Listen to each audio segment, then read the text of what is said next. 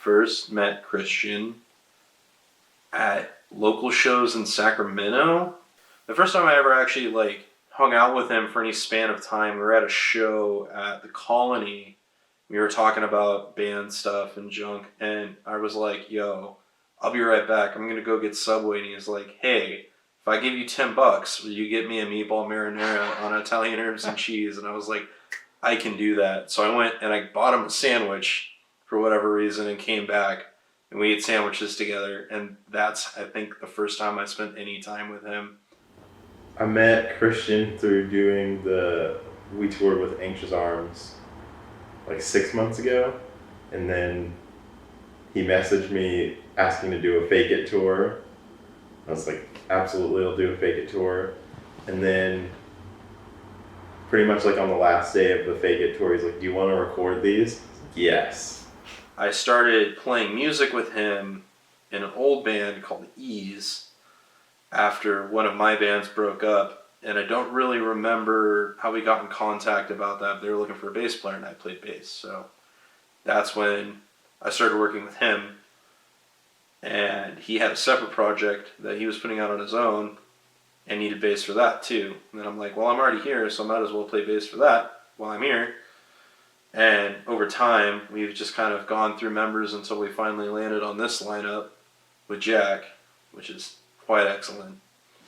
So I was playing in a band called High Mom. They took me out on tour. It was the first tour I actually went on, and I was playing guitar for them. And that tour was with Fake It. At the time, they were a 3-piece, and they were really cool. I really liked their stuff. I liked the atmosphere they were going for. And shortly after that tour, and kind of during the tour, Christian approached me and was kind of talking about how they were maybe asking for, maybe looking for another guitar player. So a little bit after that tour, again, Christian hit me up, and then I started jamming with those guys, with Spencer and Christian and Steve. And then we started gigging together, and then slowly began the writing process for new material as a whole unit. No one ever wants to do that. They're like, I don't know, they're afraid. But it's a good call. You look weird doing it, but yeah. It's just I play with my ears. Yeah, exactly. So, Tough shit. This time, it was more focused on what I wanted the final outcome to be. The music came first with Gray Matters, the lyrics came first, and then I wrote music and kind of fitted the lyrics to what music I was writing. This time around it was more of, I wrote the song and I said, what does this make me feel like, and how can I make lyrics that accentuate that feeling that the music's already giving me. And then also with this album, it's a narrative piece, so it's story driven along with also being musically driven. When I got the songs, there was program drums on most program drums or just demo drums on all of the songs, but I felt like since a lot of the songs are kind of a different approach to they're not as mathy and there's not a lot going on, and I think that the drums really needed to reflect that change. So I did a lot of taking away and a lot of simplifying and trying to really hear what the guitars and the bass were doing and trying to make sure that trying to do less but make sure that everything was really meaningful. Zach's my favorite kind of drummer. He just hits really fucking hard, and he knows his place in the song, which is a big deal with this, what we were going for with this album, just knowing when drums need to just be drums, and then also when drums need to be driving the song. Yeah, and he knocked out drum parts in 3 or 4 hours. Want me to just go from right before that? Sure.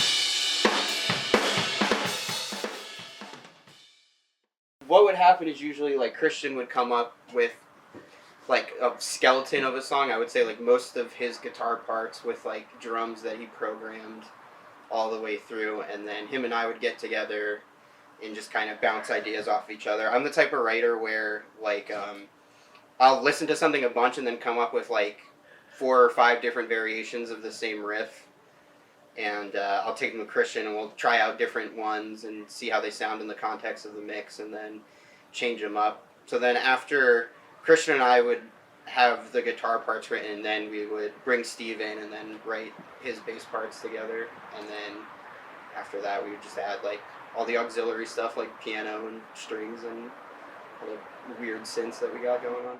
Every part that he brought to the table, we didn't really disagree with. It was like, it wasn't so much that we weren't, able to get a recommendation across, so much as that we didn't really have any. Like, we would hear something and be like, this is awesome, and all it needs are these little tweaks, and it never really compromised the original vision. Like, everything came together very seamlessly. And like there were parts that were kind of like modified and strung together in different ways, but overall I think having it initially come from one place helped create a very cohesive and story driven musical experience.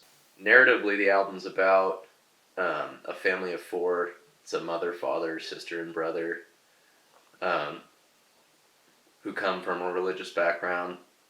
There aren't a whole lot of details. It's a very overarching concept, but it follows their descent into just a whole lot of shit. It's very dramatized, and I wanted it to be dramatized because though things aren't always happening in the way that they're happening on the album, they very well could, and the like toxic behaviors and views on life I think that it covers are just incredibly toxic and really affect people's lives. And so I wanted that to be the focus of the album within the narrative.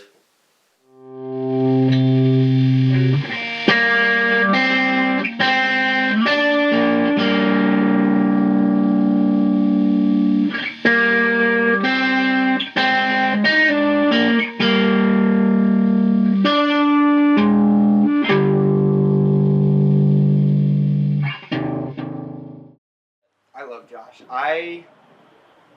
My first experience with Josh was when I was recording my Solo Projects album, and it was just super flawless. Like, Josh met up with me a couple times beforehand, and we would he really put himself in the position like he was a member of the band, and like really tried to understand the vision. So when we went in with the Fake It songs, it was very much the same thing. Like, him and Christian met up, we all met up as a band and just like talked about the sort of like sonic qualities that we want in our influences, and he just is the type of person that gets it right away and is able to make it happen like very effortlessly. And so working with him in the studio, like whenever somebody would suggest an idea, like we were all on the same page. Like, it wasn't really like a recording thing where we had to like fight each other or argue. It was very seamless. He's very easy to work with, super mellow dude. Hopefully I don't think we annoyed him too much while we were there, but Working with Josh was great. It was super easy. It was one of the easiest tracking experiences I've ever had. He's just so sweet, he was, I say for the most part, on the actual parts, he was like pretty hands off, but he just made sure that there was just a real emphasis on making sure that the drums sounded really good before they went into the microphone. And I think that made a huge impact on how the whole record sounds. Working with Josh on the record was absolutely fantastic. He is probably the most talented engineer I've ever heard, especially given the resources that he has. Like, he makes records into gold with just blood, sweat, and tears. And with this project specifically, I really think he understands the vision and the sounds that we're looking for and the narrative, and I think he really believes in our music too, which helps a lot that he actually has some investment in the overall impact the music could make. I wouldn't want to record with anyone else. If I had $1 million and could, go to any engineer, I would, instead of spending it on some dude that's going to charge us hundreds of thousands of dollars on a record, I'd just buy Josh's studio and have him do it. Because the man is just the perfect guy for the job. Steve's known him the longest. Steve and Spencer have known him the longest. So it was like working with a friend. And like Josh has done a ton for us that he didn't have to do. He played guitar on 2 full tours with me and Steve's old band Ease. He's always come out to shows. He buys shirts. We hang out outside of that. Him and I come from similar backgrounds. We listen to a lot of the same music. He listens to a lot of the same music as everyone in the band, so I think he just has a really good idea of what we were trying to go for and how to achieve it. And then he's just a really laid back guy. He just kept making pots of coffee and nearly drove me to an anxiety attack while we were recording, because I just lay on the floor and drink coffee while we record. We were really excited because we didn't use any vocal tuning this time around. There are no drum samples. It's all real guitar, amps, and pedals and everything. And we even went as far as to record. Jack and I each recorded our individual parts with our live setups. So it just sounds very natural, I think, this time around. And that was something that I've always wanted to do but didn't think we could do. And Josh kind of pushed us to hold ourselves to that standard and try our best to reach that. And lo and behold, we did. So.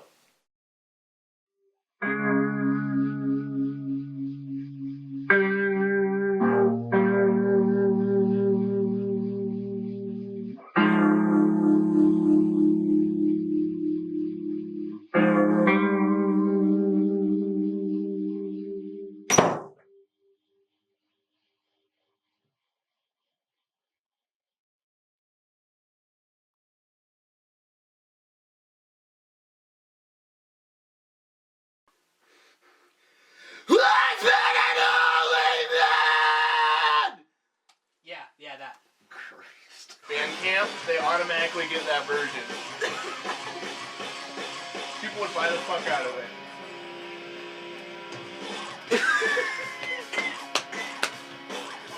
Amazing. Alright. I'm saving that for later.